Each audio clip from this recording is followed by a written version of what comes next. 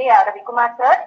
Your constant support and motivation helped us to organize such events and to the ultimate growth and success of our university. I'm pleased to welcome our respected Vice Chancellor, Dr. Geeta Lakshmi Madam. Guidance and encouragement is the key for success of many events. I'm pleased to welcome the most eminent speaker of today's webinar, Dr.M.Manoj Abraham sir, Professor and Principal, KG College of Physiotherapy, Coimbatore. We are waiting to listen to your excellent inputs towards writing a review article, sir. I extend my warm welcome to our respectful principal, Professor Dr. P.G. Sendanathan, whose motivating factor towards whatever we do. It's my pleasure to welcome Dr. L. Ramesh, sir, Dean Events and Publications, and Mr. S. Sultanuddin, Research Coordinator, CVR Journal Club, for joining us in this session today. I also extend my welcome to Principal Faculty of Nursing, who has joined today. A warm welcome to all staff and students of Faculty of Physiotherapy, Dr.M.G.R. Educational and Research Institute, and physio staff and students from other institutions for joining us today on this upcoming wonderful session. Welcome you one and all. May I now request Dr. Rajalakshmi, Vice Principal, to introduce the guest speaker for today's webinar. Okay, thank you, Veena. A very good morning to one and all present here. I, on behalf of Faculty of Physiotherapy, take great pleasure in introducing our guest speaker, Dr. Manoj Abraham. Dr. Manoj Abraham completed his Bachelor's in Physiotherapy in 1998, Master's in Physiotherapy in Ortho Speciality in 2003, and PhD in the year 2017 under the Tamil Nadu Dr.M.G.R. Medical University. Dr. Manoj Abraham has 22 years of teaching experience, who is currently working as Professor and Principal in KG College of Physiotherapy, Coimbatore. He has worked in various renowned institutions such as Faculty of Medicine and Health Sciences, Malaysia, Savita College of Physiotherapy, PPJ College of Physiotherapy, PSG Institute of Medical and Research Hospital. Sir is a life member of Indian Association of Physiotherapy, Malaysian Physiotherapist Association, National Diabetes Institute, Malaysia. He also continues to be a member of various academic accreditation boards like Center for Research on Non-Communicable Disease, Malaysia, and the list goes on. He is an eminent research supervisor and examiner for many PhD scholars. Dr. Manoj Abraham sir holds a credit of 20 publications in international indexed journals, an author of 2 books, and holds a copyright of a patent in assessment of disability and diabetic peripheral neuropathy scale. He also serves as a reviewer and editorial board member in various indexed journals. He had participated and addressed in various national and international conferences as a keynote speaker, and the list extends even more. If your action inspires others to dream more, learn more, do more, and become more, you are a leader. A quote by John Quincy. So I request all the participants to make use of this excellent opportunity of learning from our research expert and dream of following him. Welcome, sir. Thank you. Can I start off Over to you, sir. Okay. Thank you. Thank you very much. At the outset, I am very grateful to Dr. M.G.R. University for giving me an opportunity to share my knowledge. And I would like to thank the principal, especially Dr. Sendanathan sir, and Dr. Yuvarani for taking the initiative. And there are so many people giving so many webinars, and I don't think there shouldn't be one among them. So it should be something unique. So I see a lot of people here on the list, and the list is going on. And I heard that there are nearly 642 to be precise. Is it so? Yes, sir. People who have registered, yes. So people who have registered. So that's an overwhelming registration. I think it is for the Dr. M.G.R. University and not for me. I think so. So it should be true. and so I see a lot of senior people here, professors from the professor and from the College of Nursing and other people. So I deem it a pleasure. Today I'm not going to teach something. Okay, I'm just going to share what I know. Whatever I have shared, whatever I'm going to do today is just share on just the basics, because writing a review is quite a tricky note. So I'm trying to share on whatever knowledge I have on it. If there's anything else to be added, you can always do so. Okay. Can I start the screening now? Yes, sir. Yeah.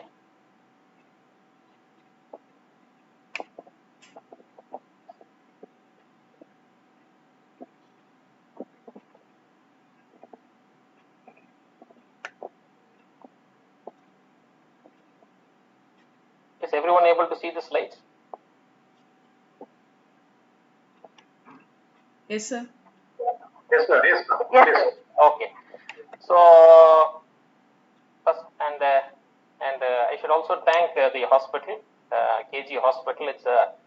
It's a well-known hospital in Coimbatore who are setting trends for the past 46 years. And our chairman, I bring greetings from our chairman, Dr. G. Bhaktivachlam, who is a well-known person. He's got a lot of videos and other things. So if I don't talk when I'm working in KG, that's an issue. So that's what I thought I should tell you all about. Okay, so let's go on to the study, like the sharing what I want to do, like how to write a review article. So on the outline, I thought I would discuss this only on 3 bases. Okay, we want to see what is a review article and why should you do a review article, why should you write a review, and then how you want to do it. Okay, and as I said again, it's going to be my personal experience. So what? So now going on to the first point is we should know what is a review article. Okay, a systematic review. So a systematic review is defined as the synthesis and analysis of information. Okay, that is already published. So data which is published, you try to take out that data and you publish it again. That's called as a review. That's called as a systematic review. Now, why is this? So the review is not limited just to summarize the literature, but also to reach new conclusions. Okay, we're going to see how that is there. And this concept is not new. It started in the 20th century. I got this article from the Physical Therapy in Sports Journal. This is the latest article which is published in January 2020. The study goes on like this, that the effect of supervised physiotherapy versus home exercise program in patients with subacromial impingement syndrome, a systemic review and a meta-analysis. So when you look at the study, we know that supervised physiotherapy is always better than home. That's what we normally feel, isn't it? So we always think that. Then I wanted to read the article, and these were the highlights. The highlights were that supervised physiotherapy is usually the first choice of treatment in subacromial impingement syndrome. Okay, we all know that. So what's new in this? They went on to say in that review article that our study was unable to demonstrate the clinical benefit of direct supervision. This is something new. We always thought that if you have a supervised physiotherapy, there will always be a better benefit. But here, the studies showed that there was not much of a clinical benefit on direct supervision. And the third point was even more alarming. It says that supervised physiotherapy and home exercise have similar effectiveness. So this, I would like to go back to the previous slide which I had, that you can reach new conclusions by a review article. So this is what really happens, isn't it? We always think of something that we know, and we always think that what we think is correct, and we start following it. But we should see a review article gives you a better perspective. Let's just go on to the deep understanding of what this review means, systematic review. In the 1960s, what happened was there were a lot of studies which integrated search results. Okay, results were done, and this led to new scientific trends. This was done previously in social science, education, and psychology. Because of the importance of this application, this became familiar with healthcare, and slowly there was an evidence that there was a gradual increase in this type of evidence or this type of information which was there. In other words, what it is when you do a systematic review, it is that the consensus you have, okay, there is a consensus in the synthesis of knowledge. That's what you do. So you try to get all the knowledge which is available, which is fundamental for any clinical practice, okay, because you'll have to tell which is the best clinical practice which you're going to do for research work or even for implementation of health policies. So this synthesis of knowledge is important, as we know, and this has to be clear and precise. So this requires a lot of skills and competencies. We will see what these are. So there are a variety of terms to say about this integration of evidences. It could be the different terms are terms such as research synthesis, systematic review, integrating review, meta-analysis, and etc. So these are some of the terms which we see. And again, when you go to this, among all these studies which we see in the synthesis of scientific evidence, systematic review is the only thing which has a strict assessment criteria. So I will be going through or sharing what it is, what are the systematic assessment criteria which we have, and this provides a solid conclusion that can be applied in clinical practice. So other than the other previously which we saw, the other terms which is there, systematic review is the most important because it gives you a real proper evidence which can be applied in clinical practice, and that is very important for us. And next, they say that systematic review can also identify gaps in knowledge and points out to newer studies. So I'll just give you an example for what it means. This is a latest article. It is only in the May 2020. When I read this article, it's a nice article. I'll just read it to you. It is a combined group and home exercise program in community dwelling falls risk older adults. So we know it's both, isn't it? You are doing a combined exercise and home exercise for community dwellers for prevention. So risk of fall you're going to do. So in this article, when you read, we normally think that this article is going to give you something on exercise program and the others. But how a systematic review can give you an idea for another research is this. The abstract is all fine there, but the conclusion was very interesting. When I read the conclusion, it says that group exercise with home program resulted in better functional performance and falls prevention. That is a known fact, isn't it? When compared to no exercise group. So it is reiterating whatever which we did. But the next part is something which gives you an idea for further research. It says that further research is needed to identify behavior change technique to improve adherence to exercise in this population. So this is a new thing, isn't it? Though the study is about only of risk in older adults in community, they have given you a light saying that there's something called as behavior change technique for adherence of exercise. So this gives you another outlook, which says that it gives you another opportunity to work on. So that's what a systematic review does. So talking on this, if I don't talk on the history of when it started for physiotherapy and the others, I won't be doing justice. So I just did some homework. I got this, okay. So they said that the first clinical trial in physiotherapy where assessed was that the assessment of ultraviolet radiation in school children with respiratory problem. And this was published by Colebrook in 1929 and Dole et al. At 1931. So it's going to be 80 years, 90 years since the first clinical trial in physiotherapy took place. And the next important history which I found out was the first systematic review in the field was presented on the effect of treatment on ankle ligament injuries. It was in the year 1975. So it's just within 50 years, not even 40 odd years that we are doing. So there is such an exponential growth in this type of study in the field of research that we need to do. I found this graph in the British Journal of Sports Medicine. It's an interesting graph. They have studied on the publications from the year 1930 to 2010. This was published in the year 2015.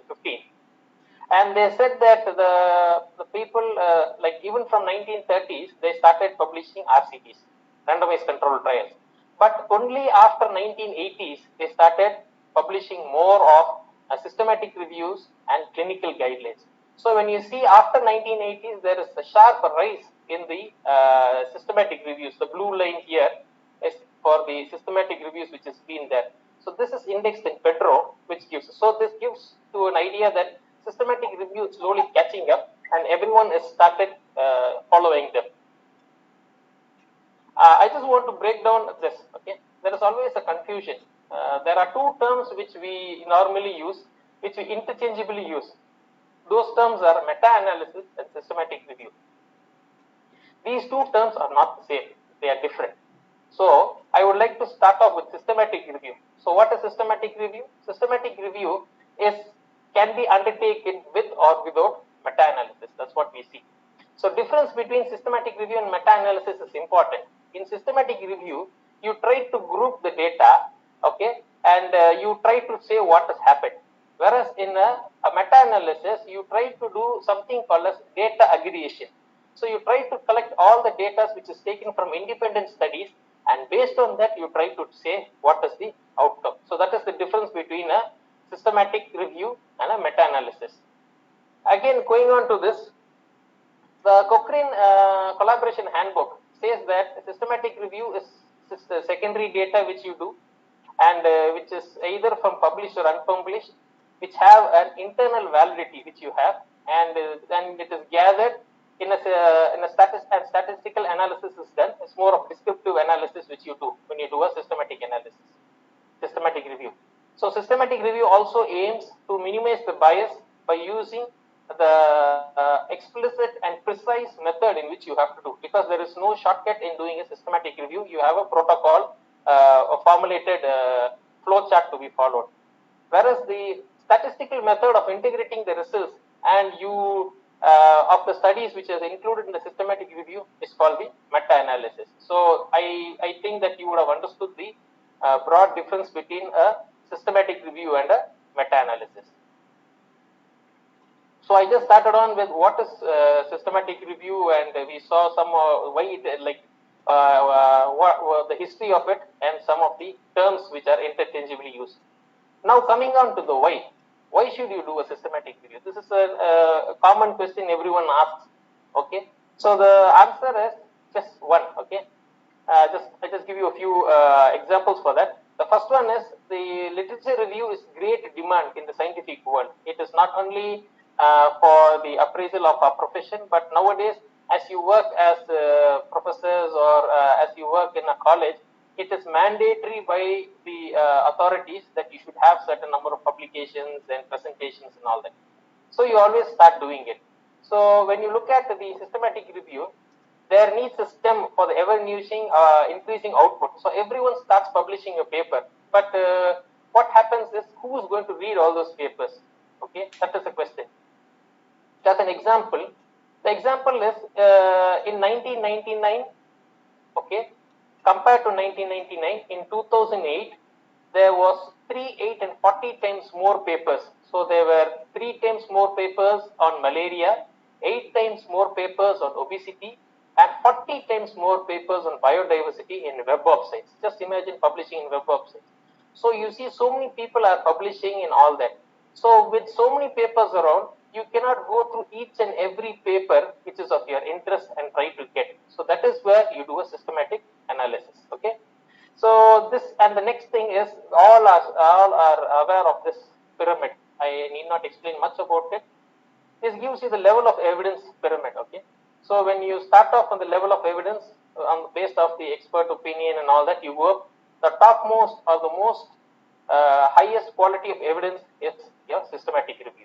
So this is most important, and that is the reason why you should do a systematic review. And next is, you see that when you do a systematic review, it is advantageous and necessary to summarize the recent literature, because as I said, there's so many papers coming out, you don't have time to read all that. So what it has is, someone has to summarize all that and give it so that it will be useful for others. So it says that mostly all scientists or any researcher will be interested only in primary research. Everyone wants to do a study to see if there is effectiveness or not, and show it is effective, not effective, or to see this protocol is working or that is working. But for when you want to do a literature review, this also gives a new insight and also widely read. So again, I'm saying you that you need to do a literature review, because it summarizes, to be useful, and the way it has to be done is in a professional way. And okay, so we have seen the what is review, what is what is systematic review, and then we have seen why we have to do a systematic review. Now I would like to continue on, like, what are the types of review articles that really exist? I'll give you a list of all that, but I'm going to stick only to the systematic review. I won't be sharing much on the meta-analysis because that it needs more time and more time and more space for this. It cannot be explained. So I will be doing it later if given an opportunity. So the first one is by types of methodological approach. So there is something called as narrative review. So what you do is selected studies are compared and summarized by the author's experience. So this is a type of review which they do. The results are based on the qualitative rather than the quantitative level. That is called as a narrative review. There's another type of review called as the best evidence review. This is focused on selected studies only. So you select a few studies and based on the systematic method of study selection and result exploration, you try to write a review, and that is called as the best evidence review. The third type on the methodological review is something called as the systematic review. That what you're going to do. Here you try to read from various individual studies and analyze the statistics, okay? That is meta-analysis, which I told you, by a strict procedure which you're going to do, okay? And the last one is meta-analysis. Here you pool the results of individual studies and tell their outcome. This is based on the methodological approach. Next is types based on the types of objective, okay? So the first type of study under this is a status quo review. You try to present the most current research in the given field. So that is also a type of review which you can write. That is called a status quo review. History review is what you write over a period of time. That is, you want to write on a development of a field over a period of time. You can always write a history review. And there is another review called as issue review. This is when there is a point of disagreement in a question, okay, in a specific research area. You want to try to find out an investigation on that issue to see if it is true or not. Okay, that is called as an issue review. And the next one is called as the theory model. So what you try to do is you try to come on with a new theory or a model in a specific field of research. This is another type of review. So first we saw based on the methods. Second, you see you can write reviews based on objectives. Third one is you try to write reviews based on the mandate. So sometimes you might be an invited review. So experienced researchers are normally, whenever you see a journal, you might see an expert giving the first paper, always the first page is always being given for some review articles by an expert. So they normally write an expert, that is an invited review, or a commissioned review. It is from the from the contract of the authors with the client. So this is it is commissioned by the authors, okay? So you have to write a formal a review based on that. And the next one is unsolicited submission. So and in this, what they mean is they develop an idea and submit it into the journal's editor. So they don't want to say who it is. It's undisclosed. So they want to. It is like unsolicited submission, which is not already done. So these are the types of reviews which you do. Okay. Now coming back to our main study. So we saw what is systematic review and why you need to do systematic review. And now we are come on to how to do. Okay. So before that, is just one point which I wanted to continue is the rationale of for doing the systematic review. Why it is necessary or how you can do. Okay. By doing a systematic review, you can get you can form an informed medical decision making. Okay, so you need not follow one paper and start following it. You will have to do it based on systematic reviews. Making health policies, coming up with clinical guidelines, all follow this decisions. Next, it plans for further research agendas. So we saw just now, I gave you an example where you start doing, we think of falls prevention exercise program, whereas it gives you another future plan where you can talk of exercise adherence in community wellness. So it gives you that. You can also establish clinical and health policies. This is one of the most important reasons of doing a systematic review. When you start doing a systematic review, you summarize all the points which you have, and based on that they give you health decisions on health policies which they normally do. And next is the most important. It prevents unnecessary studies. So, for example, if you are interested in research in doing in one field, for example, if you want to do it in, I normally do in diabetes and diabetic peripheral neuropathy. So when I want to do that, I can prevent reading other not unnecessary, unwanted studies which could hinder my field of research. And next one is possible use of comparative effectiveness of research, which you see. So this is another common thing which you normally see, that it helps you in making effective research policies. Now coming on to the how. Okay, just give me a. Coming on to how it is being done. I developed this mnemonic. So if there's anything gone wrong, it is solely based on me. So I just developed this mnemonic. It will be easy for all the people out there to understand what how to do this. It is it is called ABCDE. First one is A. Is you have to have a clear definition and objectives for the review. This is the most important thing which you do. B is you have to, by following a research protocol. So I will be sharing you on what the different types of research protocols are. C is by doing a comprehensive search strategies. This is the most important part in doing a systematic review. Fourth is do a risk of bias. So I will be teaching you, I'll be sharing you what risk of bias is. And last, E stands for end report guidelines. So this, I think it will be easy for you all to remember when you start writing a research systematic review. So first, we start off with a clear definition and objective for the review. This is most important, isn't it? For not only for review, for any paper, what you have to have is a clear framing and review question. So it is always vital in research to clearly define the intervention, the outcome, and the population of interest. So these are the most three fundamentally important while framing a review question. I thought I'll give you an example of how it can be done. Okay, I'll show you the example. Now continuing with that. The second point, the next point is, it is recommended that while you formulate an intervention study, you have to specifically identify the intervention. Okay, for example, like you cannot write doing exercises. You have to be very specific on doing resisted exercises, or if you're giving instructions to anyone, it should be very specific that it should be to whom you're giving these instructions, like instructions to carers, etc. So you have to be specific in identifying the interventions instead of naming the interventions. Okay, so so this would give you a better understanding or forming a question. The third is what you should do is in systematic review, they should have the same steps.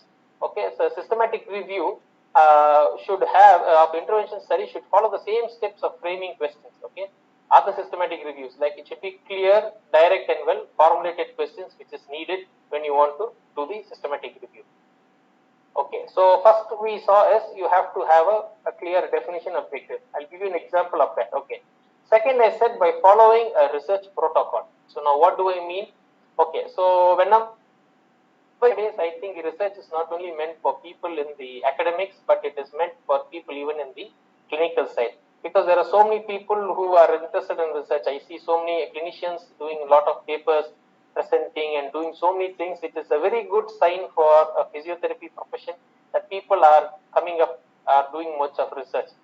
So whether you want to become a physiotherapy clinician or researcher, physiotherapy education should include methodology which you do. Okay, so this is done by certain principles or available tools. One of the common available tool is called as the FINER criteria. Okay, FINER.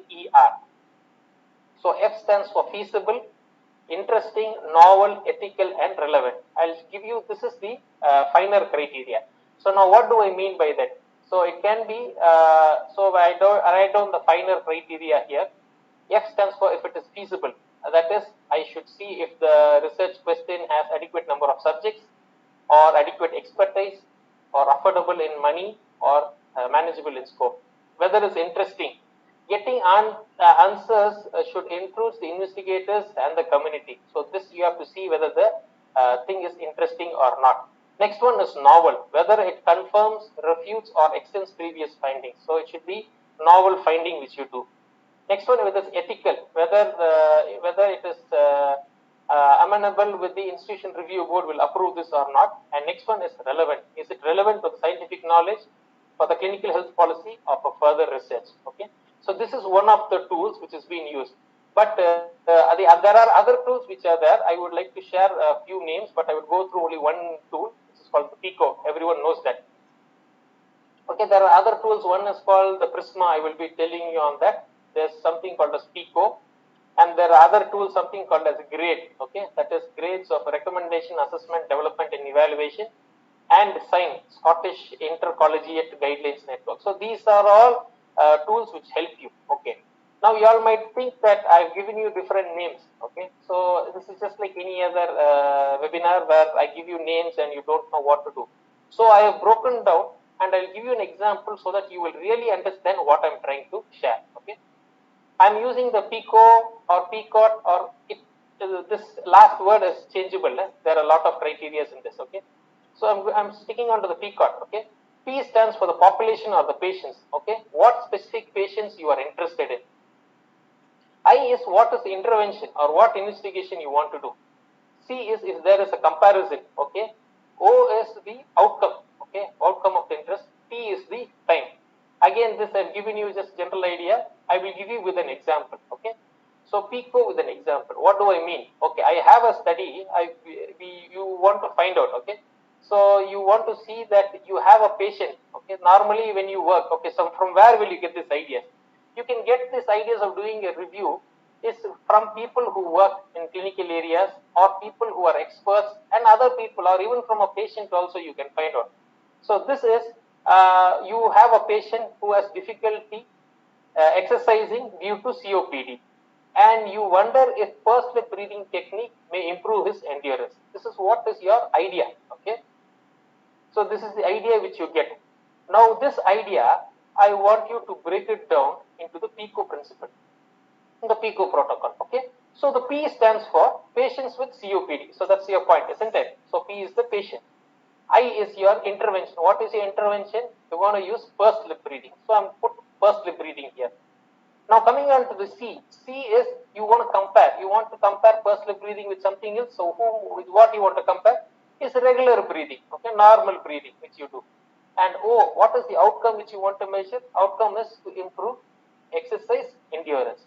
So when you break it down like this, you get this PICO formula. Okay. So based on this, you develop a question.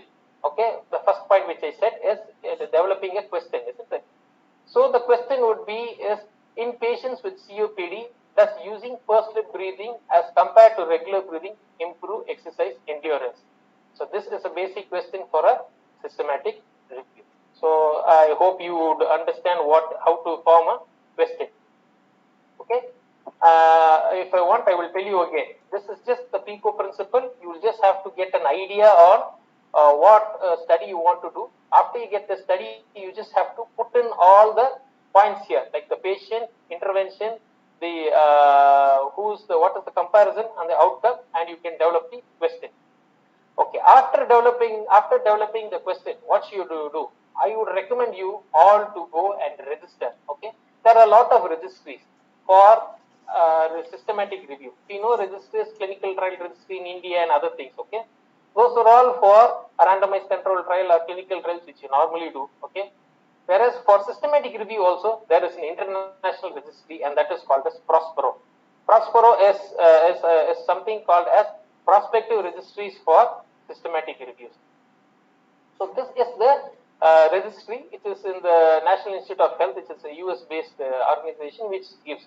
So you'll have to just join here, and you can write down the topic name, and based on the PICO principle, the application is simple, and you can get a number. If you get a number, your systematic review is even more authentic. Okay. There are others also. There's another thing called as Cochrane. Cochrane also has got a link. Okay. Even in Cochrane also you can start you can start presenting. Okay. You can start presenting even in Cochrane. Sorry. So here also, this is also another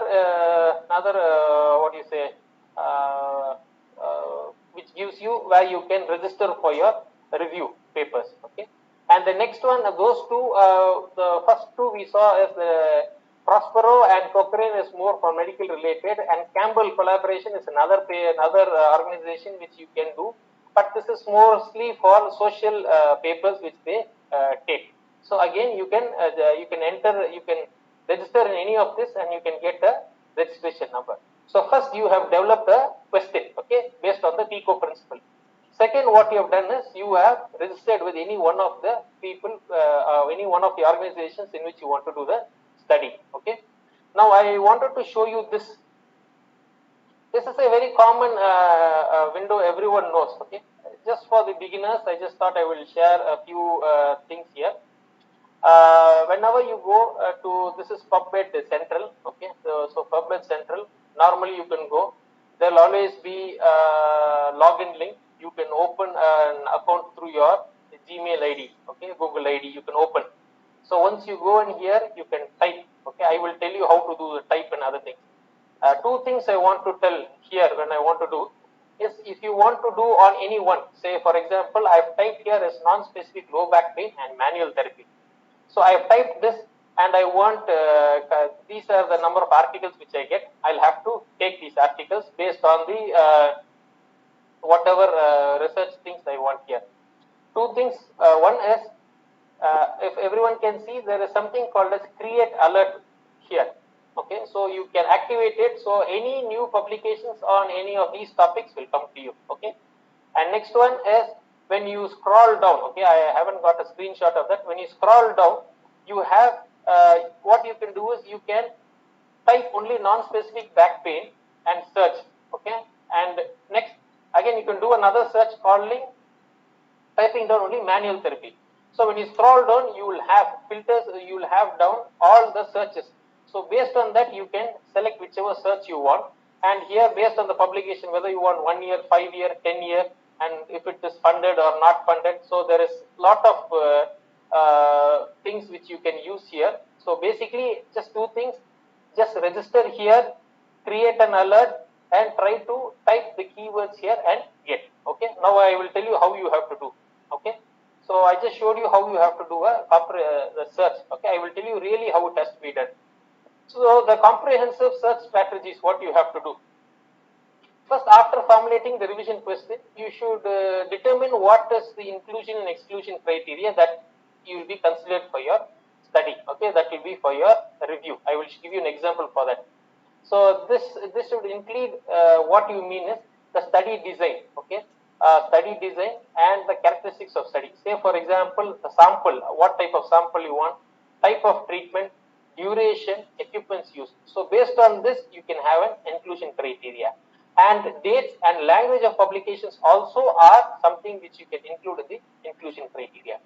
And exclusion criteria, like what should be excluded is, it is studies should not be excluded because it is not on the publication or risk of bias or language. Okay, based on this you shouldn't exclude, but there are chances on how you should exclude the others. Okay, I'll give you an example to show what it is. Okay, when you do a literature search, you have to see that this is the hardest task. You don't know on how to search and from where to get all these articles and all that. Okay, so it is not that you can just do one Google search and get all the details. It is very difficult because you'll have to go into different databases to get. And the worst part being a researcher is that most of the databases are not always free. It's paid version.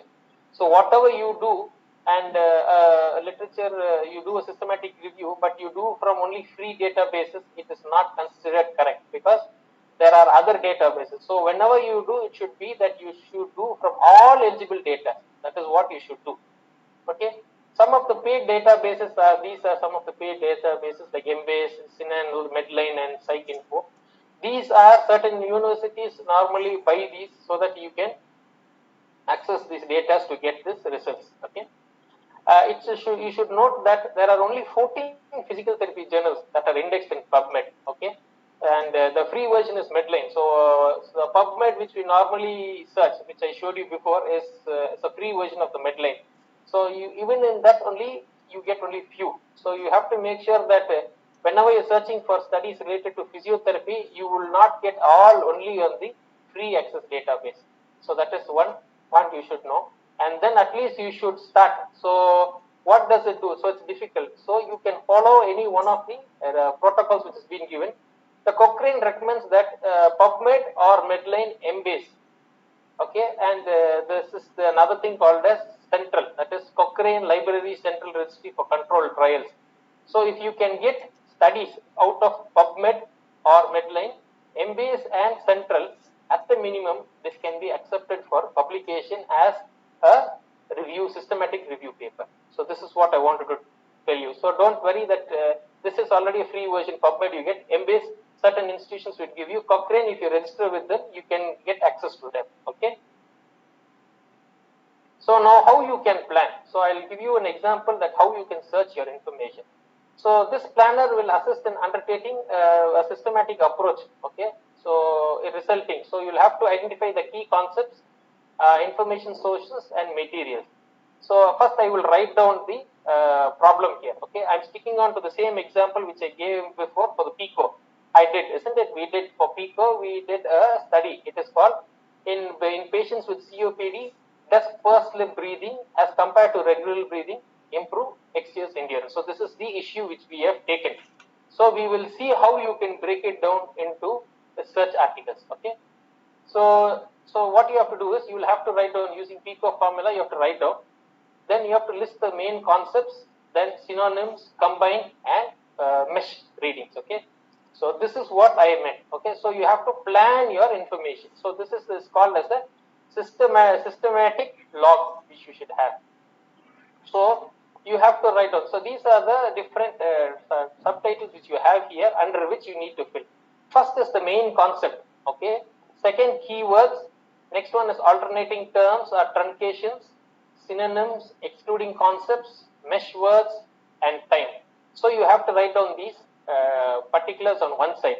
In the other side, you write down the concepts. Okay. The first concept we saw is PICO principle. So P is COPD. I've written here. I is the intervention. I've written here. C is the regular breathing. Okay. The comparison I've written here. And D is I have written the improvement or the outcome what I have done. So based on this, I'll have to write down the keywords. So COPD is not abbreviated. There could be some there could be some papers where they are written as a common obstructive pulmonary disorder. Okay, that could be one reason. Or in that it is the combination of three issues, isn't it? It could be your emphysema or asthma, all that together. So you make sure that you write down the keywords. And if there are any keywords for breathing exercises, write down as breathing exercises.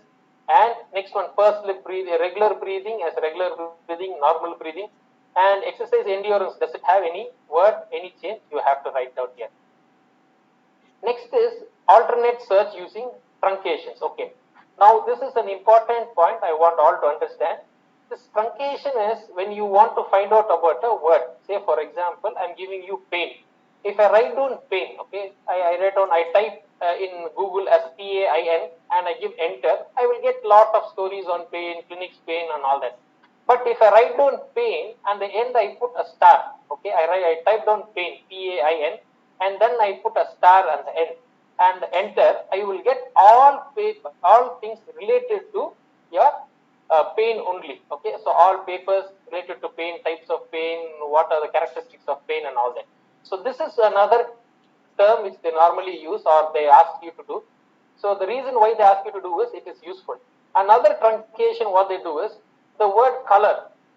Okay, so you have it British English and US English. In US it is COLOR, but in British it is COLOUR. So you have to search whether you get the, if you are searching for any study based on color, so you don't know what to do. So what you do is, you write down COLO and in R, instead of U, just put a question mark at the last. So color, it will be COLO and a question mark. Okay, and you give enter, it will pick up all the studies which has got both COLOUR and COLOR. So that you can write down here. Okay. Next one is synonyms or alternating words. This is you can type the same thing and write down synonym. They will give you different meanings for that. Okay, synonyms are alternative names which is for the alternating spelling for the same word. Okay, so you can get those things and you can enter it here. Next one is you have to exclude excluded concepts. So what concepts you want to exclude in this? If they are doing this, if you want to exclude any of the concept, if it is so for concept one, what exclude you want? This is COPD. So what do you want to exclude? You want to exclude restrictive lung disease. So that could be your excluded concept. Okay. When coming to pursed lip breathing, this concept here, you want to exclude a concept for pursed lip breathing. You can write any other breathing, diaphragmatic breathing. Okay, you want to exclude. So that will be an excluded concept here. And again, here when you come here to the concept third part, regular breathing is here. You want to exclude regular breathing. Other than regular breathing, if you want to add anything else which you want to exclude, you can exclude here. And improve muscle endurance is here. And here you want to see that if you want to exclude aerobic capacity or anything else, that can be added here. Okay. So this is how you write this plan. Next one is called mesh. Mesh is medical subject headings. Okay. This is one of the common terms which is used in the same PubMed which I showed you. You go to PubMed, you scroll down. Last, when you come down on the right hand side, you will have a subheading called as mesh headings. Okay. So you go to mesh headings. What will happen is if you type only the keywords, it will pick up any study which has been done so far. Based on the keywords, it will pick up. So you will have to write down what is the mesh word which you want to write down for these conditions. And you can limit it by time period. I showed you, isn't it? Sorry, I just go back just to show you this. So when you scroll down, you will get, and these are the time period you want to note down, whatever time period or range you want to do. Okay, time period you want to do, or you want to limit by geographical region. That also can be done. If you want to do something only based on Asia, you can select the geographical region you want to do. So that also can be written. Age group. This is an important factor. You will have to see which age group you want to do the review. So you can read lot of review articles, and you want to see which is the common age group you want to do. And languages. If you want only papers which are published in English or other languages, there are papers published in other languages also.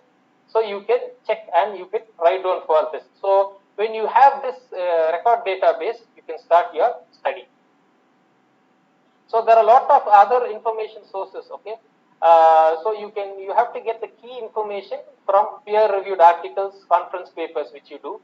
There are papers which are unpublished also, in unpublished format also. They are called as grey literature. It could be working papers, some conference posters and all that. You can get information from them, or from thesis or dissertation which you have. These two which have given you Procus and Prof are digital libraries, okay, which has got n number of dissertations and theses. So you can go in and you can search and you can get ideas, or you can search even through the key informations, okay, by the key authors, either through Scopus or Web of Science. So after that, what you do is you have to, after you've got the ideas of making this planning for information, you have to record your search strategy. So what you would do is, I would write the date here, which date I did. If I'm doing today, I would write 11th of July, and name of the database. What are the databases I said you? As per Cochrane handbook, a PubMed can be used, Medline can be used, so whichever database, and what are the keywords which are used, okay? And there is something called and, no, or not. I will tell you what they are. So keywords which I'll do, and the number of result papers which I've got here. Okay, so this is what I would do as a record of my search strategies which I have. So this is a PICO workshop and a search strategy which I got. Okay, I will give you an example. This example is for the question. I will read the question. It is easier for you to understand. The question is, in middle-aged male amputees suffering from phantom limb pain, is gabapentin compared to placebo effect in decreasing pain? So this is the study which you've got. So in the PICO, the patient is middle-aged, that is the patient is middle-aged male, you have taken. Intervention is gabapentin. The comparison is the placebo which you're going to compare. The last one is outcome is your decreased pain symptom. Okay, so these are the four things which you do. So what is the type of question? This is the next question which you ask. So this is it a therapy, prevention, diagnosis, etiology of prognosis? This comes under therapy. So under this you will have to see whether what type of studies or publications you want to do. You want to get the details from meta-analysis? Yes. Systematic reviews? Yes. Clinical guidelines? No, because clinical guidelines you don't do it for a systematic study. RCTs, yes. Then research studies or articles, yes, you want to do. Any case report, yes. So you click all this and you get the results. So based on the main result, you will have to form terms on PICO which you can search. Okay. So gabapentin you have, then phantom limb pain is one term which you have typed. Men. Okay. So gabapentin is the same. This is a drug. So it is phantom limb pain is the word which you've got. But there are chances that not all studies would be presented as phantom limb pain. It could be post amputation pain also. So this is an alternate term, or post amputation pain. Okay. See, there is in the search. So make sure that you select alternate terms. Men is one thing which you have taken. Man is could be in some articles. Male could be in some articles. So you'll have to make all these three are there in your search. Amputee is one the word you have taken. Amputation is another thing which you have to do. Pain symptoms and neuropathic pain. So these are different alternate terms which you do. So you will have to write on the stat strategy. So what you do is you write gabapentin and phantom limb pain. Okay, so that is what you are doing. These two only you are researching. Okay, and when you write or post amputation pain or post amputation pain. You understand?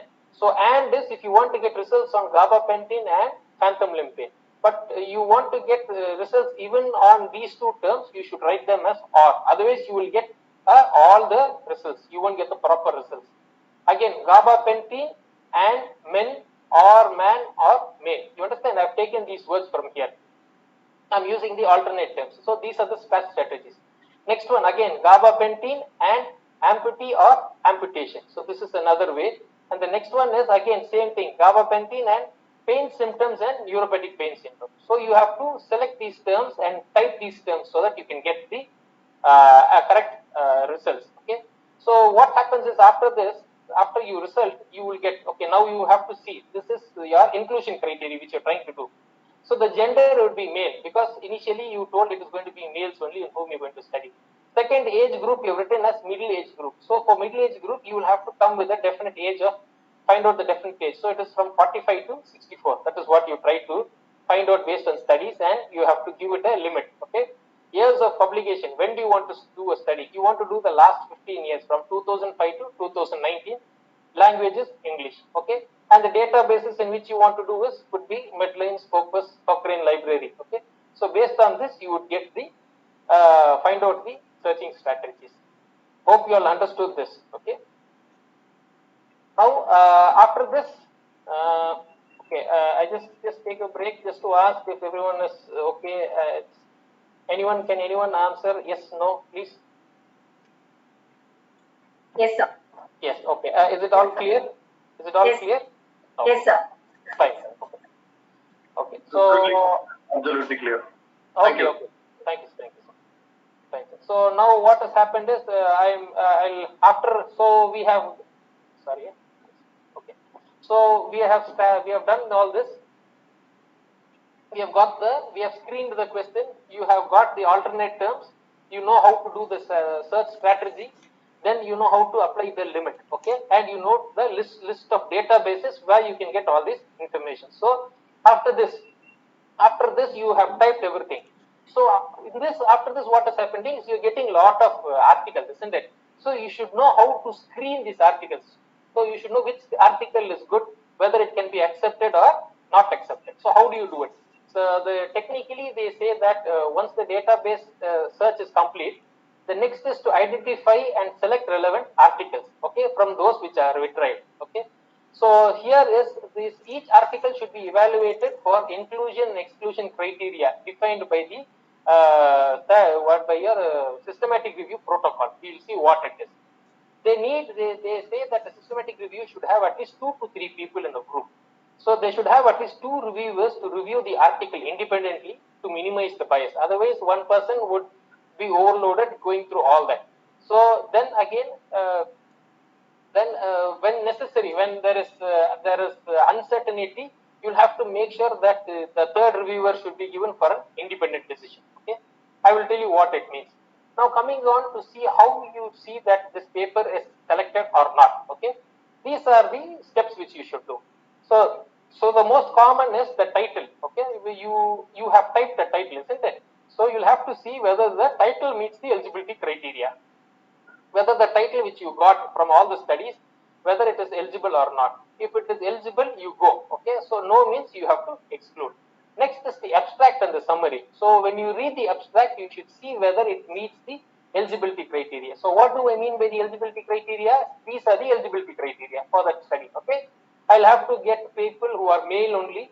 It is the study on, the study would be male, okay, middle-aged amputees with phantom limb pain and gabapentin and placebo, like not gabapentin for decrease of pain. So based on that, I'll have to see whether the abstract is got, okay, meets all the eligible criteria. If the abstract meets the eligible criteria, it will go to the next stage. Otherwise, it will be excluded. Third one, after the abstract, you have to make sure whether you get the full text, okay, and you have to read the full text. I am telling you, systematic review is very tasking. It's not like it's just doing any other scientific paper, okay, an RCT or other things. Here you will have to read the full text to see whether it meets the criteria. Okay, if it is no, okay, if you are saying the eligibility criteria is no, you will have to exclude. You should provide a list why you want to exclude with appendix, in the appendix, the reason. Okay, if the full text meets the eligibility criteria, then you have to include in the systematic review or the map which you normally do. And if it is unclear, if you're not clear if it is there, you have to seek further information, okay, from the author if feasible. Normally, ResearchGate is one platform where if you are reading on some certain articles, always you can get the author there. You can write to them and they would get back to you. Okay.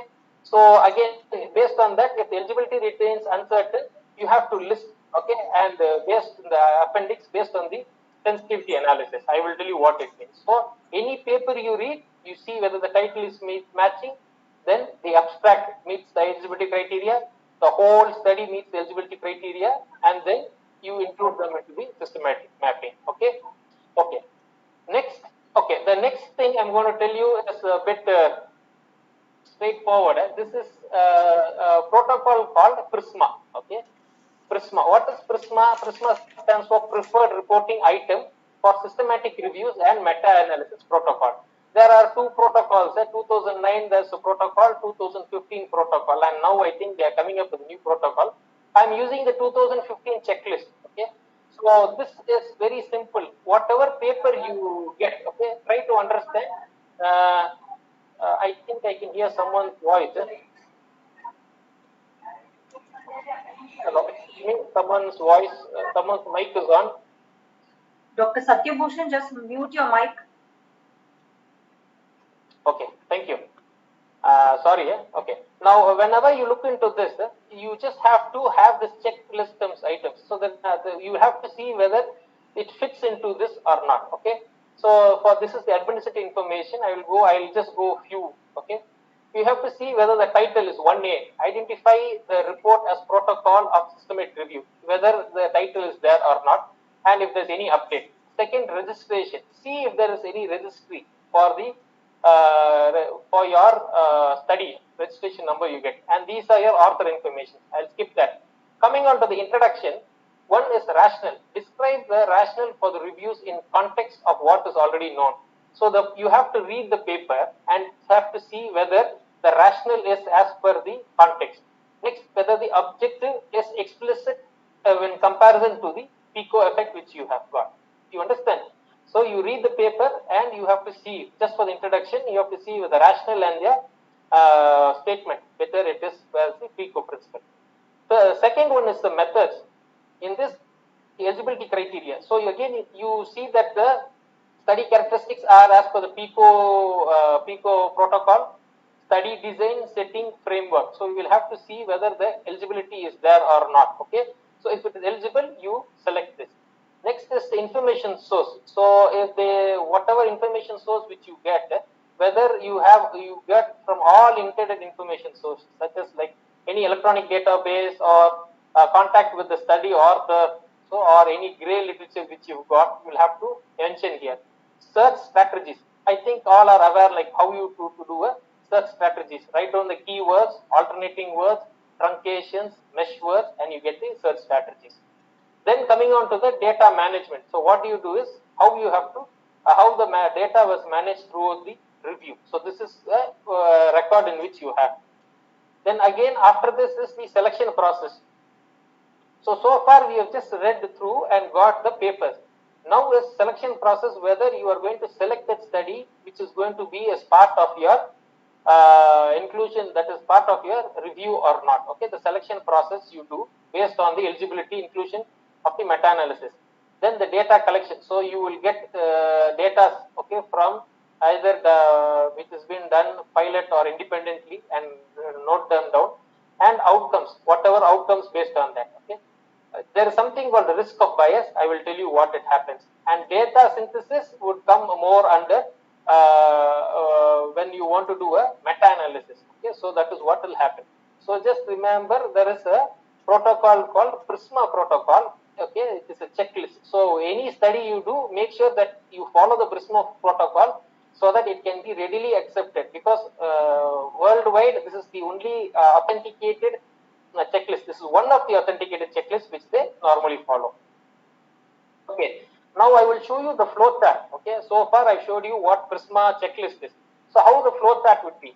So when you look at the flow chart, so you have, there are 4 parts. One is identification, screening, eligibility, and included for the study. So I've given you an example. I've taken this flow chart based on a study. So the study was clinical and cost effectiveness of physiotherapy interventions following total hip replacement, a systematic review. So they have done this. They've seen the clinical and cost effectiveness of physiotherapy interventions. So for this, what they have done is they have found out the identification. They have records. They have typed the keywords, okay, and the other the synonyms and the mesh words, and they have found out. So out of all the databases which they got N is 1263 they've got. In that they have broken out into Medline, they've got Sinhal, they've got Ahmed, NC, and the DARE and Scopus. This is the breakup which they got for this. So in this they have deleted the duplicates. 181 were duplicates. Okay, this is another point which I wanted to tell you, that the same paper can be found on 2 databases. So whenever you find out on 2 databases, the most common way you can eradicate this is you have to type it in Excel. Try to type all your identification of your databases in Excel and the format which I showed you. If you try it in Excel, what it shows is it will show duplication of copy. It is easier to eradicate. If you don't write it in, if you don't type it in Excel, it is difficult to find out the duplication. Okay. So after duplication was recorded, it is 1082. And then again you have to see for screening. Okay, so potential citations for screening. So you try to see, screening is, as I told you, the inclusion, exclusion, whether they are eligible or not. Okay, so initial screening is you read the abstract and then for the full study. So this is abstract and full study. Again, some are being excluded because based on titles and abstracts it is being excluded. After this you come on to full text. So the full text were only 44 were there.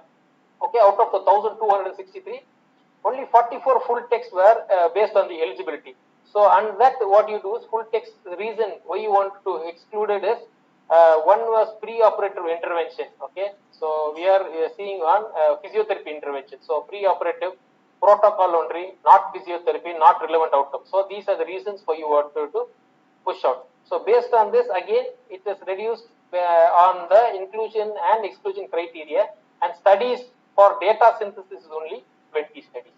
So you started with 1263 and you have narrowed down to only 20. So this is the biggest part in your systematic review, and which needs more of help from others also to do it properly. So make sure that there are 2 people or 3 people helping out in following the same checklist which I showed you, this PRISMA checklist, and getting this. Okay. Many people are aware of this level of evidence. I just want to reiterate what it means. It's just to see the level of evidence, which you always see that 1A systematic review, 1B if it is well designed, but individual RCT. Okay, here this is systematic review of homogeneous RCT. Okay, so this gives you this table. I'll just leave it to you for you all to read later to understand what are the different levels of evidence. So based on the level of evidence, you have something called the strength of evidence. Okay, So initially when you see if there is level A, 1A and 1B, the evidence is strong.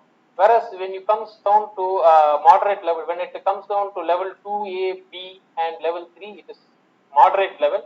And a small number of level studies which you have, okay, when the sample size is small, when there is a flaw in the design, there's inconsistencies, the outcomes are not proper, they will be low level of evidence, okay. So this is to give you the level of evidence sensitivity. So now what we have done is we have found out after reading papers we have found out the Prisma flowchart. So now after that is I'll give you this example is this is a sample evidence table, okay. So what you have to do is you will have to have this table, write down the author and the year, okay. So whatever is the intervention, the author, then the level of evidence, okay. So which level, what study was it, and the risk of bias, I'll tell you what it is now. Then the participants, who are the participants, what were the inclusion criteria, what was the intervention. And in the intervention and control group, what was followed in the intervention and what was followed in the in both the groups, on the control group and in the intervention group, and what were the outcome measures and what were the results. You should have this sample evidence table because later on when you want to compile things, this would be very useful. So what data you should collect? You should collect comprehensive data of the participants, clients or sample which you have, and the interventions which you normally do, methods and any source of bias, then outcome and source of funding, okay. Again, this is another table which gives you, which I just said before, the author, so level of evidence you have, participants, intervention control group, results. So just imagine, always have in mind that you should always have this evidence table that you have read through the paper and you have all the details. So because if you don't have this paper, if you don't have this format, you won't know which paper you read and what were your findings. So make sure it is easy for you to find out, okay. Next, the fourth is do the risk of bias, okay. So this is important part when you do a systematic review. So there are two elements which affect the validity of the findings. One, all know that this is the external validity. This is based on the sample result to the population, and internal is on the FA, on your measure what you have, okay. So there are options, okay. Now how do you do this risk of bias? So this risk of bias is you can do, there are certain protocols or coding methods in which you can extract this data. One is called the Cochrane risk of bias framework. This is the widely used coding method which is used. There are other methods also. I'll just give you the common types of bias which they normally have. One could be the selection bias, okay. So this is difference between the baseline characteristics of the groups are compared. So selection bias if there is or not, okay. Performance, sometimes other than the intervention affects groups differently, okay. What is the performance which is there, and detection bias, that is the methods of outcome measurement which affects the group comparison, anything which can cause attrition, okay. Loss of participants is one of the common bias which can occur, and this is one important thing is reporting bias. So systematic differences are reported and between reported and unreported, only reporting comes of interest. So you will have only something called a selective reporting. So these are some of the bias which you normally have in a paper. So you all might think, okay, now so far we have started, you have read the paper, you have put it in the evidence bar. Now how to overcome this? Okay, I will tell you how to do this also. So there are ways of doing it. If you are doing a methodological assessment for RCTs, so these are some of the assessments there. There is something called JADET score, McMaster's tool, and Pedro. I think everyone would have heard of Pedro. I will stick to it what it means, okay. So Pedro scale is there, okay. Pedro is physiotherapy evidence database. This is a scale which gives you to see whether the bias is there or not, what type of bias is there. Okay, so the Pedro scale, this is the Pedro scale which gives you whether you just have to say whether yes, no, okay, and where, okay. So whether the eligibility criteria was specified, yes. Subjects were randomly allocated into groups, okay, what you do. Then allocation was concealed, yes or no.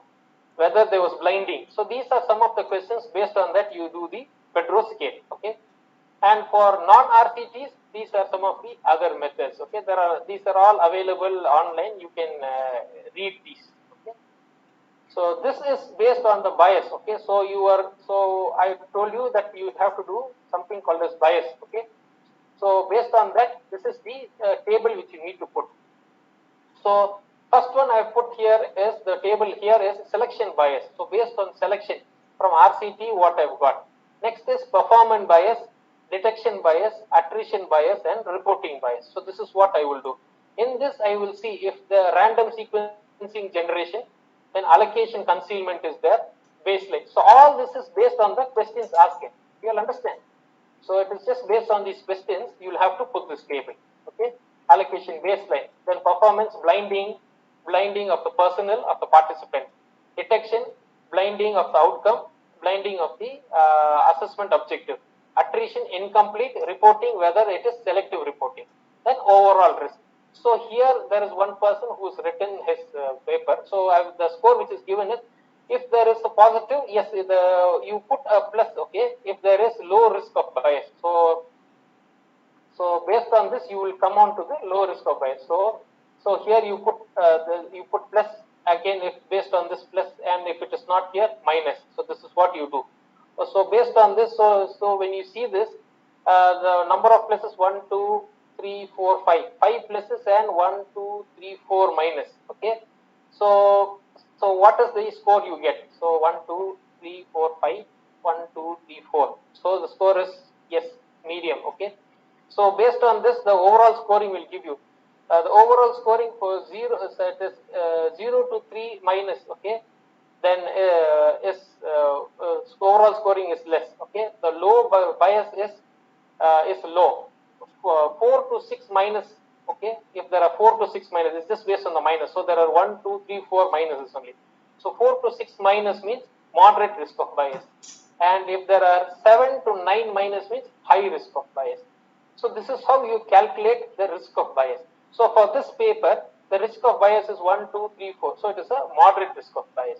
So based on that, you take it for your study. So first you start off with a study. You have calculated you search the search engines, and then you got the data. Then you did the inclusion exclusion criteria. Then you split them into the tables, and then you check for the risk of bias. Okay, these are for public health studies. I'll just skip this. Okay, so you have done all this. Okay, now you got, based on all this, you will get. So citation, as I said, that the previous study which I said, there were around 22 papers. So you will have to write down all the 22 papers here and develop this risk of bias, and overall only you should tell the outcome. Okay. Now coming on to the end reporting guidelines. Okay. Now coming on the guidelines is, they say that review articles are very lengthy. They normally say narrative only, they say it goes up to 40,000 words, that is including references. Systematic reviews may be less than 10,000 words. So make sure that your systematic review is around 10,000 words. So I'll just give you briefly on some of the guidelines which I thought it is necessary as researchers for you all to know. Okay. Whenever you write the title, I'll just give you a few ideas. Okay. Whenever you write the title, you'll have to, it should be helping readers to decide whether to read this text or not. Most important. Okay. Second one, it should be informative and short. Don't use lengthy titles. Third one is the tense. This is important. Use present tense. Okay. Whenever you are talking on general validity of the results, present tense is used in the title. The length of the title should be around 8 to 12 words. Okay. And the title should only be a question. It cannot be, you are just trying to find out whether it is there or not. That is on the title. Coming out to the abstract, a few finer points when you write an abstract. When it is a descriptive abstract is when it is a narrative review, when it is from an expert what they try to tell. But if it is an informative abstract, it is a systematic review what you do. So there should always be an objective, materials and methods, results and conclusion. So objectives should have 2 lines. Okay, it should talk on the context and intention of the review. Methods, again 2 lines on the general picture of the methodological approach which you've used. Results, a few lines on the results, and conclusion. Okay, 1 or 2 line, present the conclusion. That's how it should be. Again, the tense is very important. When you talk on the objectives, it should be in the present tense. When you talk on the materials and methodology and results, should be in the past tense. So make sure that don't write everything in past tense or everything in present tense. Okay, and normally the length should be around 200 to 250 words. Next, coming on to the introduction. When you talk about the introduction, this is important, isn't it? This is what people will really understand. So they say that it is they ask you to divide the introduction into 3 paragraphs. Okay, when you write an introduction, first is the subject background. So it is just general topic, giving the area of concern and all that on what you want to do.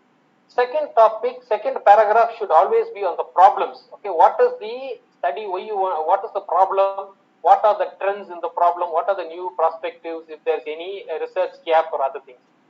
Third paragraph should be justification. You should try to justify why you want to do this review of literature. So this is how the introduction should be there. So I'm not trying to constrain yourself only to 3 paragraphs, but I'm telling you an idea how it can be written. So you have to write it in these 3 paragraphs, okay? In these three headings. Just subject background, the problem what it is, and your justification why you want to do. Again, the tense should be present tense. You can use lot of citations. The length should be around 10 to 20% of the entire at least 100 to 200 words should be the introduction alone. Okay, so make sure that the research question is explicit in the introduction. Coming on to the materials and methods. Okay, when coming on to the materials and methods, this is an important area. Okay, when you start writing, so they say that you'll have to make sure on the methodological approaches, what type of approaches you are using, the models or theories which they have done. Okay, studies that agree with or studies that disagree. So that you have to write down. And whenever you write down in review of literature, in your systematic review, make sure that there is a chronological order, okay, and geographical location if possible. Okay, so the tip here is when you want to write, always try to link one study to the other. Okay, so when you're writing about one study, one paper you've got, okay, when you're writing systematic review of that one paper, try to link that with the other. Either you can compare or discuss the relationships when you write the materials and the methods. Again here, you always use the present tense when you're reporting information. Example like it is believed, okay, or simple past tense when they found, or perfect tense they have found, something like that. Okay, citations you can use. Citations are indirect because because of some points this has already been given. Okay, the length should be, this would be maximum of your research, that is your paper. That will be nearly 70 to 90% of your text would be your body, that is your materials and methods. Okay, the last part would be the discussion and conclusion which you do. So they would ask you only when you talk on discussion. Normally what happens is when people are asked to write on discussion, everyone starts writing whatever results has been found out. Never do it. Don't recreate what has been already done. Results are not to be written in discussion. Results is separate. Discussion means you'll have to state what is your principal finding, what you found out, the strength and weakness of the study, and what was the strength and weakness of other studies, and how it is different. That is what you have to write in discussion. So don't write whatever is in the results. Okay. Then again, when you come to the conclusion, you should always have the implication of the findings. What does your findings say? Okay, that is the most important. Interpretation, what it is, and what is the unsolved question which you found out in your study. So this should be there in the conclusion part. Okay, so this would give you an idea of what has to be written in the discussion or the conclusion, and this would make up nearly 5 to 10% of your total. So 70% to 80% is just your materials and methods which you write. So make sure that you write that properly. So with this, I think I've taken much. I think I've exceeded. I was given only 1 hour. Sorry, Sendil sir, I've taken more of your time. Not at all, sir. Not at all. You have been thorough by your presentation. Okay, sir. Just 2 slides, sir. I will just finish. You can take your own time, sir. I'll finish. Okay, sir. The take-home message. So again, I just like to reiterate what we have discussed so far. So what is systematic review? As we all know, it is defined as synthesis of analysis. Okay. So focused on scientific contribution of published work. So already which is published, you are trying to synthesize and analyze information based on that. Why is this important? Because of the ever increasing output. There are so many papers coming, you don't have time to read all those papers. So you try to compile them in a proper professional way and give it for others, so it's easier for them to read and for decision making. And it is the highest level of evidence. Okay. I don't know, I've taken much of your time. I want to reiterate only on 4 P's. I think if you are not have followed what I have said also, if you remember the 4 P's, you can go back home and do a search. It is easy for you to do. So first when you do is first you have to find out the title. Okay. After you get the title, how do you find out the title? Is based on your interest, or ask people what is their problem and what it is. You can get a title. Okay. Based on that, once you get the title, you will have to do a Prospero. Prosperos, you have to register your title. Second is PICO, is the outcome. That is the basic way in which you put a table, write down your population intervention comparison outcome and how you are going to search all that. Okay. Third one is the Prisma. Prisma is one of the common reporting which has been found on systematic review, which has been followed which has been strictly followed for systematic and reviews. Okay, so follow the Prisma, the flow chart, like how you have to select, how you have to reject papers, and how many papers you have to take, and all that. Pedro is physiotherapy evidence database which you have done. I've given you. This is to eradicate the risk of bias which we saw. Okay, and coming on to the my mnemonic which I have did is the ABCD. First, you should have a clear definition of the definition and objectives of the review. B, follow research protocol. C is comprehensive search strategies. D is do the risk of bias. And last one, E is reporting guidelines, end reporting guidelines.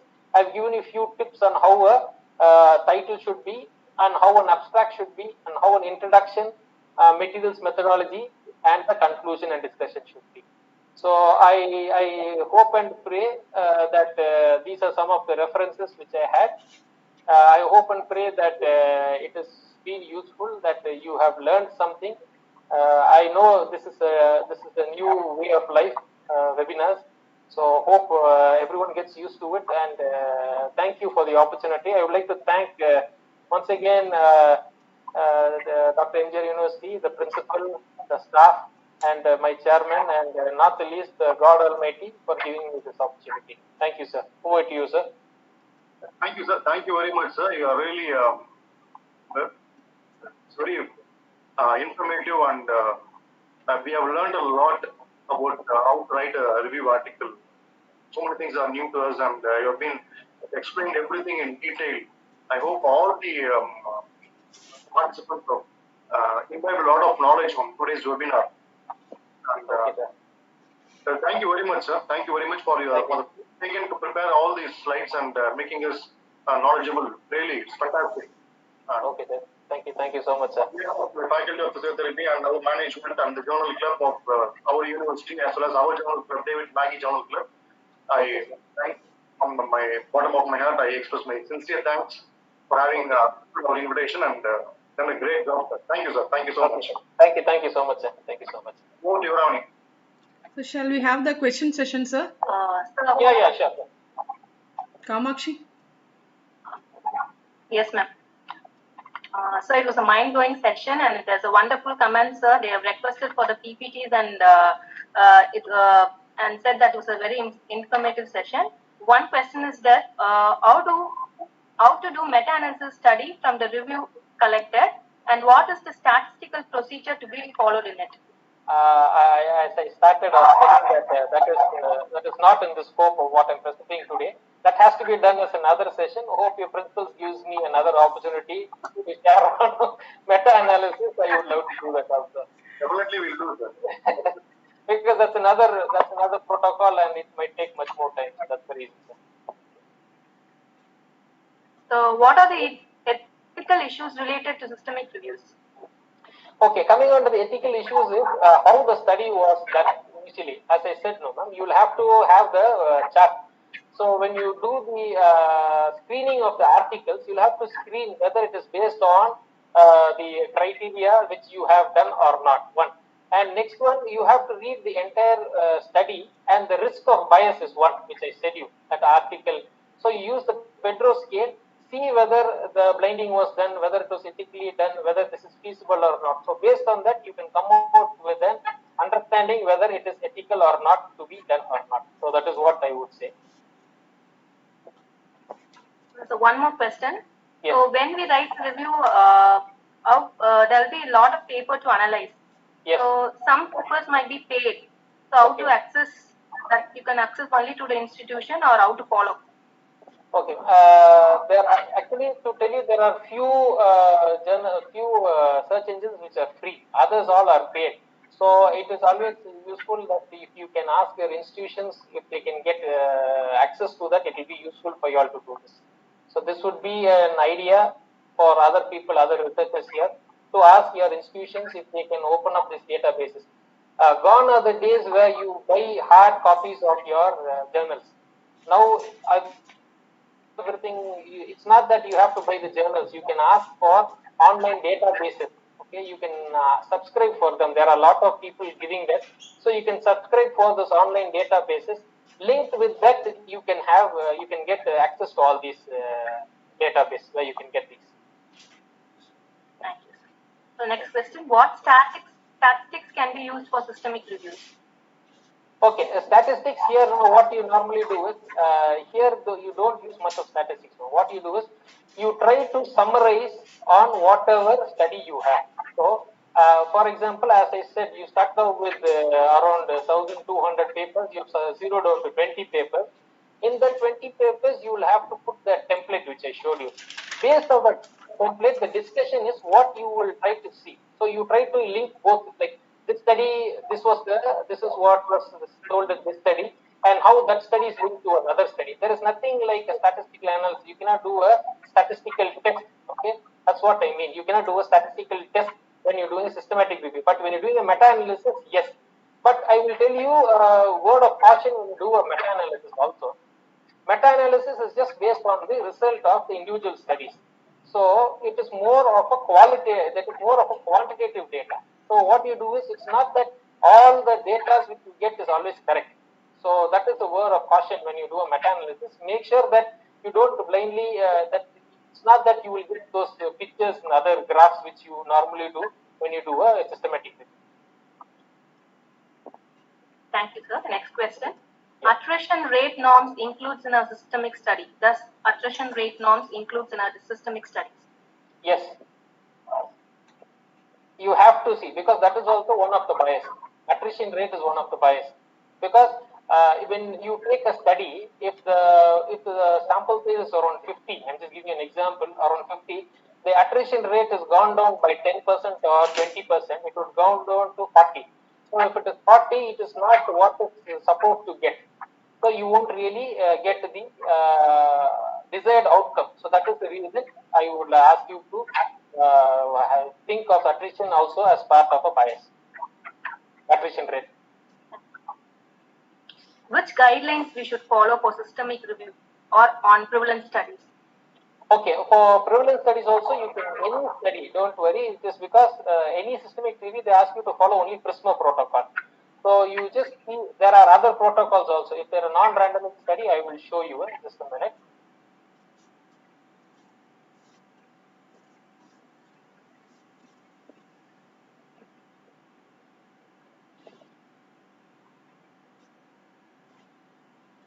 Okay, non-RCT, the most common thing is for systemic study, they would say is Cochrane Effective Practical and Organization of Care, EPOC, group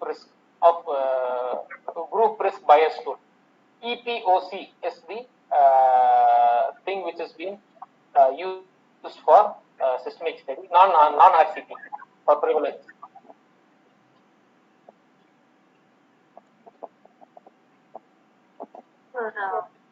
Next question is this: scoping review is different from systemic review? Okay, I didn't understand what is scoping review. Okay, systemic. Because when I told if you want to write reviews, I told you the different types of reviews based on either the methodology or the mandate or the type. So based on that only. I don't know what scoping review is. I'm sorry for that. For publication point of view, in Scopus, PubMed, or Web of Science, what stands a better chance? Narrative review or if you want to publish a paper, it is always systematic review is better than a narrative review. Narrative review it can be done if you are an expert in your field and you are an authority in your field. Okay, but it is always advisable as all researchers to write a systematic review. And by the way, I just sorry to correct them. It is either Scopus or Web of Science. PubMed is just one of the search engines which is under Medline as one of the databases. Thank you, sir. The last question. Is there a problem in adding the paid papers in our journals list? Is there any guidelines which prevents us from adding paid papers in our reference list? Paid papers in, okay, there is nothing like paid papers, like when you search. So that's what I'm telling you. Whenever you do a search, make sure that you get it from that it is a paid database. Okay, so I told you Embase. Embase is a paid database. So you can go, so articles in Embase are all free because you have already registered with Embase.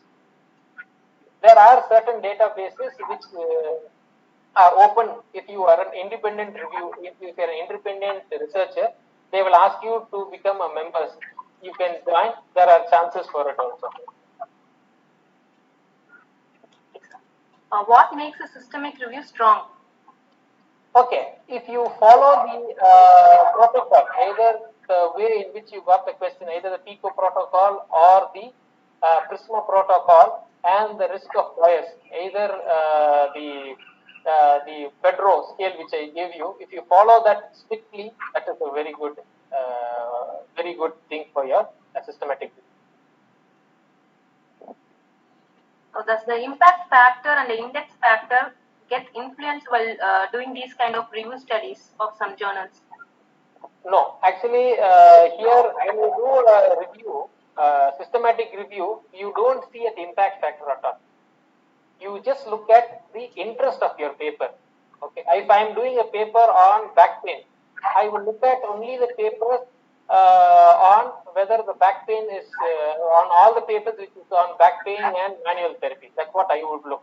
But I wouldn't say that impact factor will play because you are not going to see the impact factor. You will be reading only the paper. Okay, only the entire article, not the in which journal and what impact factor it has got. So that doesn't have any say on this. So what should be the impact factor to say it is a good journal?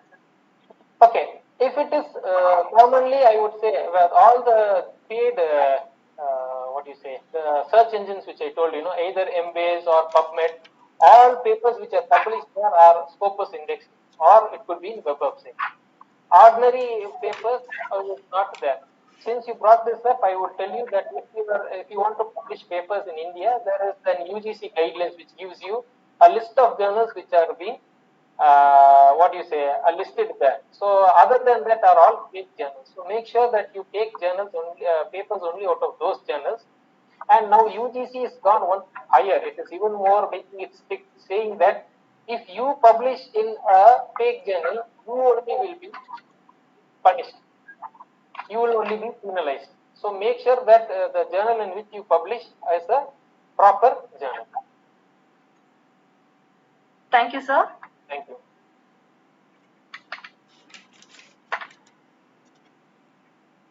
Sir, can we go for the vote of thanks, sir?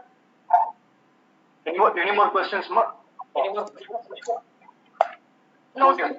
We are done with the questions, sir. Okay, we proceed. Over to Yorani. I request Assistant Assistant Professor Dr. G. Yuvarani to deliver the vote of thanks. Good afternoon to one and all. It gives me immense pleasure to propose the vote of thanks on this great day. I would like to express my sincere thanks to our founder chancellor, Dr. Thiru A.C. Shanmugam sir, Honorable President, Engineer ACS Arun Kumar sir, Honorable Secretary Thiru A. Ravi Kumar sir, for providing me an opportunity to conduct this webinar. I also extend my heartfelt thanks to our Vice Chancellor, Professor Dr. S. Geeta Lakshmi ma'am, for her continuous support and guidance.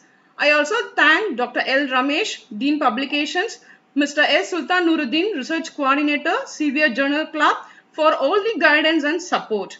I extend my profound thanks to the eminent speaker of the day, Professor Dr. M. Manoj Abraham, Principal, KG College of Physiotherapy, who readily accepted the invitation and had rendered an excellent session on how to write a review article, which is a need of the hour. Thank you, sir. I would be ungrateful if I don't thank the man behind the event, none other than our beloved principal, Professor Dr. C.V. Senthilnathan, who gave me this opportunity and provided the fullest support and encouragement. Thank you so much, sir.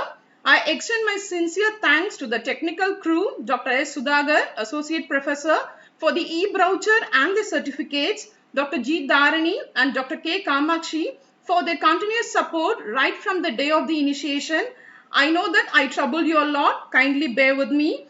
Last but not the least, I have to thank all the participants for their responses and kindly accepting our invitation and patiently attending the session. You all made a great day. With this note, this is Dr. G. Yuvarani, Assistant Professor, David J. Maggie, Journal Club Coordinator, Faculty of Physiotherapy, Dr. M.G.R. Education Research Institute, signing off. Stay home, stay safe, happy learning. Thank you, Rani. Thank you, Honorable. Thank you, sir. Thank you very much, sir. Thank you so much, sir. It was a pleasure. Hope to be more associated. Thank you so much. Sir, I think definitely viewers probably will be arranging one more webinar. Manoj sir. Yes. Yeah. Good presentation. Yeah, thank you. Yeah, Jibu. Thank you so much. Senthil sir, thank you for choosing the right person for the right topic. Thank you, sir. Thank you very much. Thank you so much, sir. Thank you very much, sir. Shortly, we will be arranging one more, sir, with you on meta-analysis. Thank you, sir. Thank you. Thank you, sir. So we'll have the grid photo session, sir. Excellent presentation. Thank you. Thank you so much, sir. Sir, just a request, sir. If you can put his email there for further contact, it will be useful for those who participated. Sure. Yes, sir. No. Manoj, sir. Yes, sir. Thank you so much. We had an excellent session. Thank you. If you don't mind, if you can put it in the chat box, your email. Sure, sir. Contact you. Sure, sir. I will put it right Thank you so much, sir. Thank you so much, sir. He's our University Journal Club.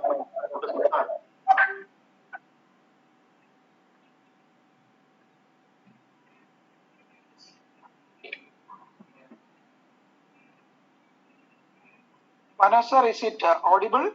Yeah. Please.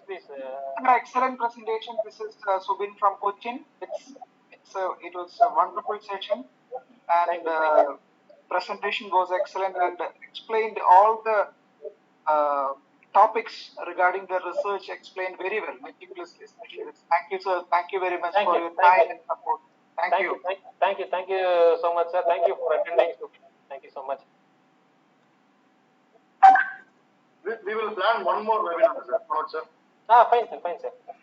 After a week gap of, let's say, about a week or two. Okay, sir. Because everybody are interested, like, to know more about the research meta-analysis. We'll plan one topic, sir. Sure, sir. How was it, ma'am? Online streaming, how did it go? How many people have joined through YouTube streaming, online streaming? Sir, I have to check it finally, sir. Okay. I'll check and... Now this 371. We will finalize and let you know, sir. Fine. Okay. On YouTube only 371, sir. YouTube alone 371. 371. Okay, sir. On Google Meet we have almost 150. Okay, sir. Fine, sir. thing. Hope it was good, sir. It's really good, really good. Thank you very much, Manoj, sir. Thank you, sir. Sir, we go for a grid view photo, sir. Yeah, take a grid view photo. Yes, sir. In the camera.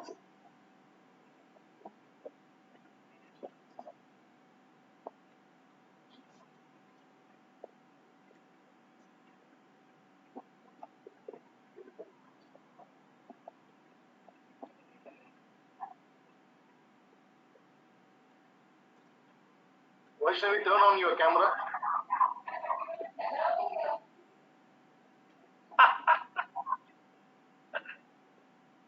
Hello.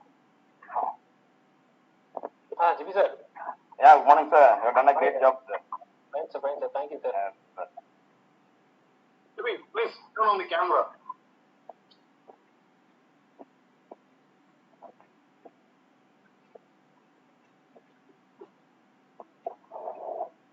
Yes, sir, I've taken, sir.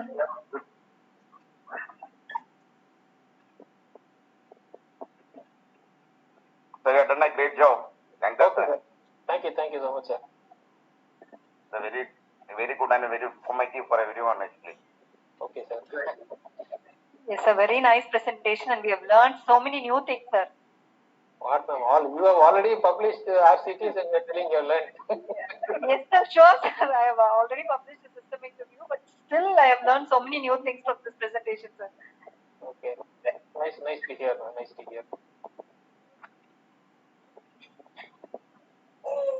Wonderful session, sir. Okay. Anything else?